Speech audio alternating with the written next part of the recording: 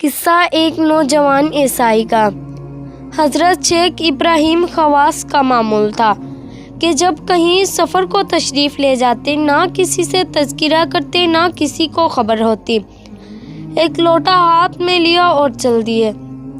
حامد اسود کہتے ہیں، ایک مرتبہ میں بھی مسجد میں حاضر خدمت تھا، آپ حسب معمول لوٹا لے کر چل دیے، میں بھی پیچھے پیچھے ہو لیا۔ جب ہم قادسیہ میں پہنچے تو آپ نے دریافت فرمایا، حامد کہاں کا ارادہ ہے؟ میں نے عرض کیا، میں تو عمر کعبی کے لیے چل پڑا۔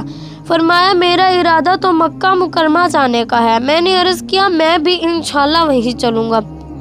جب ہم کو چلتے چلتے 3 دن ہو گئے تو ایک نوجوان ہمارے ساتھ اور بھی ہو لیا، اور ایک دن رات وہ ہمارے ساتھ چلتا رہا، لیکن اس نے ایک بھی نماز نہ پڑھی۔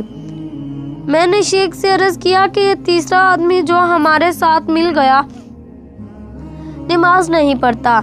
شیخ نے اس سے پوچھا کہ تو نماز کیوں نہیں پڑھتا؟ اس نے کہا، میرے ذمہ نماز نہیں ہے۔ آپ نے فرمایا، کیوں؟ کیا تو مسلمان نہیں ہے؟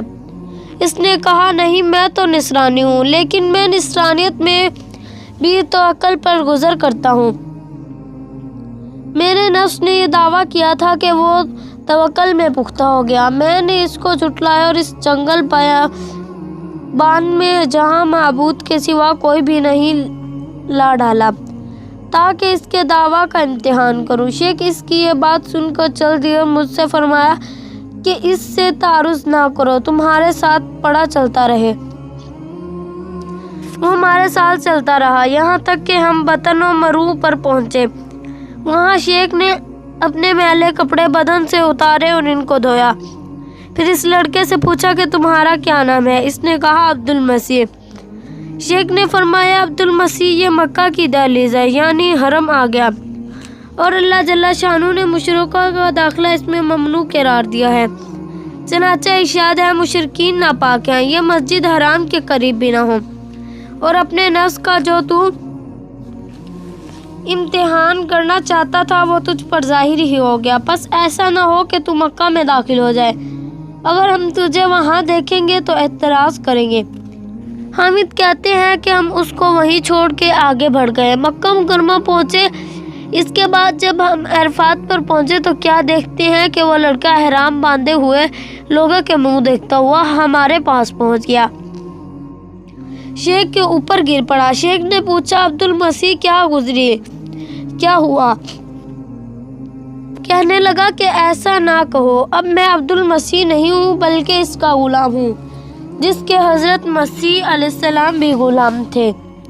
حضرت ابراہیم نے پوچھا کہ اپنی سرگزشت تو سنو۔ کہنے لگے کہ جب آپ مجھے وہاں چھوڑ کر چلے آئے تو میں اسی جگہ بیٹھ گیا، اور جب مسلمانوں کا ایک قافلہ آیا تو میں بھی مسلمانوں کی طرح احرام باندھ کر اپنے آپ کو مسلمان ظاہر کر کے ان کے ساتھ ہو لیا۔ جب مکہ مکرمہ پہنچ کر بیت اللہ پر میری نظر پڑی تو سلام کے علاوہ جتنے مذاہب تھے وہ سب ایک دم میری نگاہ سے گر گئے۔